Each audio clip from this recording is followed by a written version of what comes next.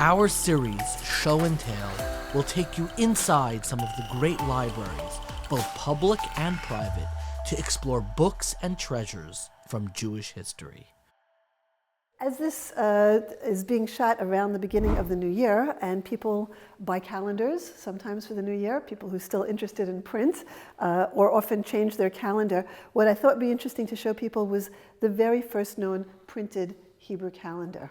Wow. And here what you see on a calendar is you have the months, and it gives you other information about what you could expect to find during the year, the holidays. This was like the original Ezra's Torah Luach. Yes. The original, like... Exactly right, going back to the very end of the 15th century. Hebrew printing began in Rome in 1469, approximately 1469 to 1470. The earliest Hebrew books are not dated, but that's the approximate year which we believe that they were printed. And among the earliest Hebrew books is this 2-volume Machzor. What year is this from? And this volume, this is the very first printed Machzor, and it was printed in 1485. And in 1485, they printed this rite, this Roman rite, the Minhag B'nai Roma, which is not Romaniot of the Byzantine community that we were talking about before with Corfu, but it's actually the minhag that the Jews of Rome used in their prayer service. And you see over here the page for Hoshana, for Hoshanos. Beautiful. Right? And this book was printed by the Soncino family of Hebrew printers. Soncino. Exactly. That's a brand name. The brand name was taken from one of the most important and earliest families of Hebrew printing. They first began printing in 1483 in the town of Soncino, from whence they took their name. And the first book that they printed was a Gemara, Brachot. And after that, they moved to various different cities in Italy. And this 2-volume Machzor is actually testimony to that, because half of it was printed in the town of Soncino, and the other half was printed in the town of Casale Maggiore.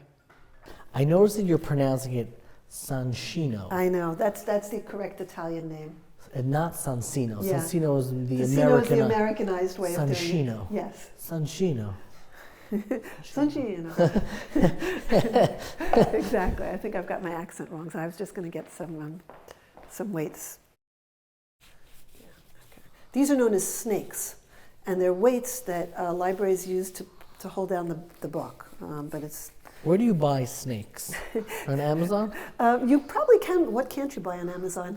There's a store called Talus, which sells materials for conservation. For conservation? Any kind of conservation. Is that where they sell these little book pillows? Yes. I love these. I want to sleep with these under my head. They're so soft. They're absolutely lovely. Yeah, that's correct. All right. So here what you see is a Haggadah. And the word matzah is in a decoration here. The Soncino family of printers printed many, many books throughout Italy and eventually end up in Constantinople, where the last of that family is printing in the 1530s.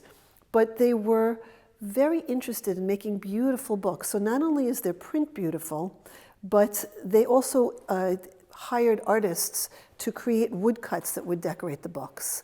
And you see that throughout their Machzorim.